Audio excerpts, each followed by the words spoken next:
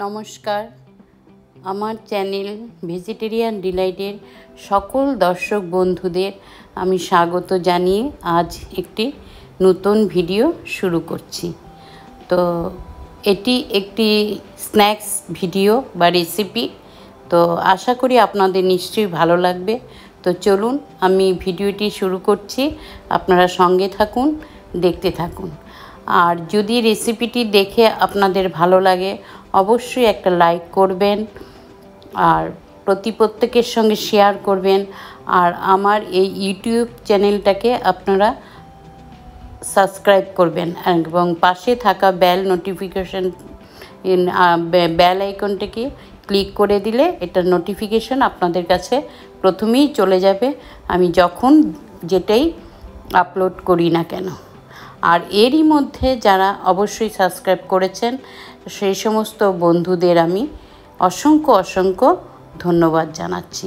তো চলুন, আমি এখানে আজকে তৈরি করব হচ্ছে সুজির কচুরি এবং সঙ্গে থাকছে দই চাট। দই দিয়ে এটা আপনারা ইচ্ছা করলে এটা গ্রিন চাটনি, বাদাম চাটনি বা টমেটো কেচাপের সঙ্গেও খেতে পারেন, কিন্তু আজকে আমি দইয়ের সঙ্গে এটা সার্ভ করেছি। আর এই দইটা আমার ঘরেতেই তৈরি করা ছিল।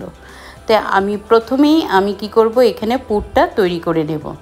আমি একটা গ্যাসে ফ্রাই প্যান বসিয়ে 2 চামচ পরিমাণ দিয়েছি সাদা তেল, দিয়ে দিয়েছি হাফ টিস্পুন হচ্ছে গোটা জিরে, সাদা জিরে, সামান্য একটু হিং আর কালো সর্ষে হাফ টিস্পুন, আর সামান্য একটু নুন, হলুদের গুঁড়ো দিয়েছি, টমেটো গ্রেট করে, একটু গাজর, ক্যাপসিকাম সমস্ত জিনিস একটু নেড়ে চেড়ে যখন দেবো এটা একটু ফোড়নের গন্ধ বেরিয়েছে, ভাজা হয়ে গেছে। আর একটা বড় সাইজের আলুকে আমি ভালো করে সিদ্ধ করে নিয়েছি। এটার খোসা ছাড়িয়ে গ্রেটারের যে সবচেয়ে বড় অংশটা থাকে হোল, সেটা দিয়ে আমি গ্রেট করে নিয়েছি এই আলুটাকে। দিয়ে আমি যখন এগুলো ভাজা হয়ে যাবে তখন এই গ্রেট করা আলুটা এটার মধ্যে দিয়ে দেব সামান্য কুচনো 2-3টে কাঁচা লঙ্কা, দেব হাফ টিস্পুন উপর ঝাল লঙ্কার গুঁড়ো, হলুদ, আর গ্রেটেড হাফ টিস্পুন দেব আদা, ধনা পাতা দেব 1 মুঠো পরিমাণ ফ্রেশ, দিয়ে ভালো করে নাড়াচাড়া করব। সামান্য একটু চিনি, চাট মশলা দেব একটুখানি, যারা চাট মশলা দেবেন না তারা আমচুরও দিতে পারেন অথবা লেবুর রস, তাহলে পুরটা খেতে খুবই ভালো লাগে। তো দিয়ে সম্পূর্ণ ভালো করে খুব সুন্দর করে নাড়াচাড়া করব, ভালো করে কষিয়ে আমার পুরটা এখন এরই মধ্যে তৈরি হয়ে গেছে। তো যখন দেখবেন এরকম কড়াই থেকে ছেড়ে উঠে আসছে তখন বুঝে নিতে হবে পুরটা সম্পূর্ণ তৈরি হয়ে গেছে।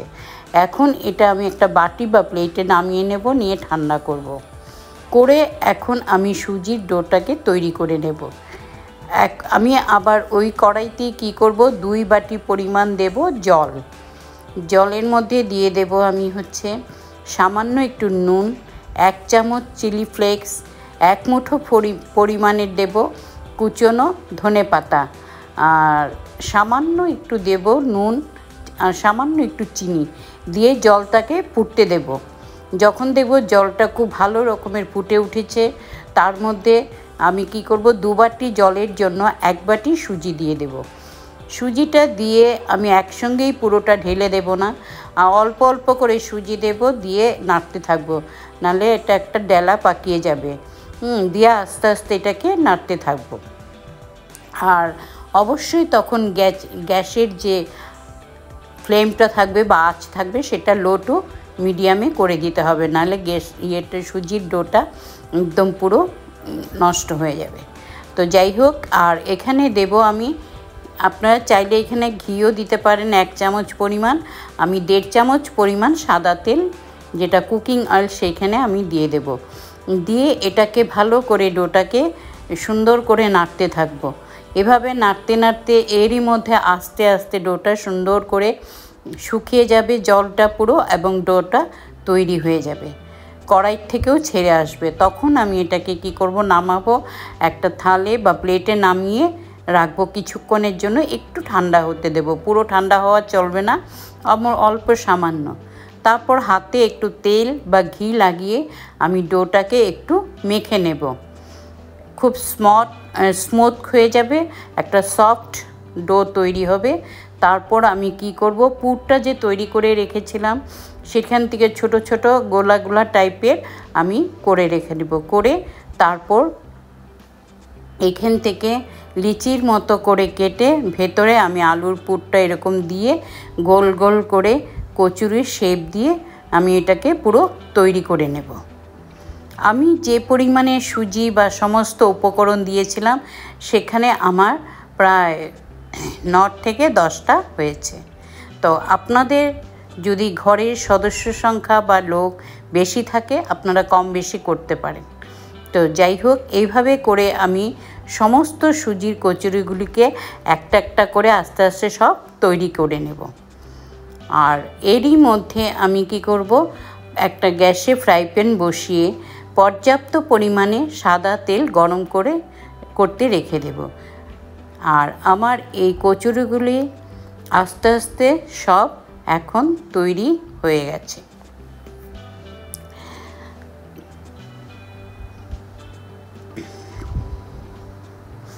তো বন্ধুরা, আমার এই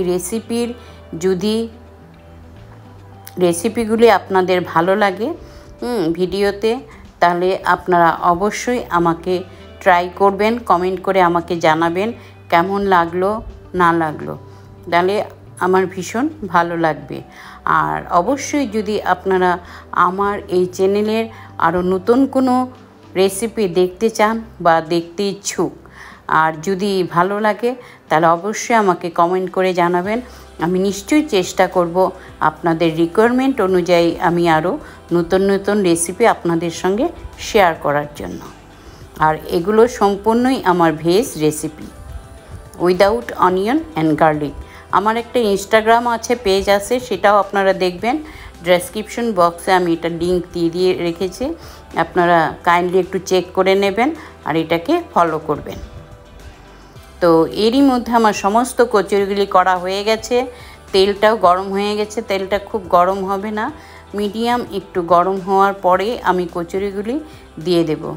কড়াইটা আমার ফ্রাই প্যানটা আমার যতটুক তার মধ্যে 4 থেকে 5টা দিয়েছি। দিয়ে এরকম আস্তে আস্তে করে আমি 2-3 বারের বেচে সব ভেজে গোল্ডেন ব্রাউন করে তুলে নেব।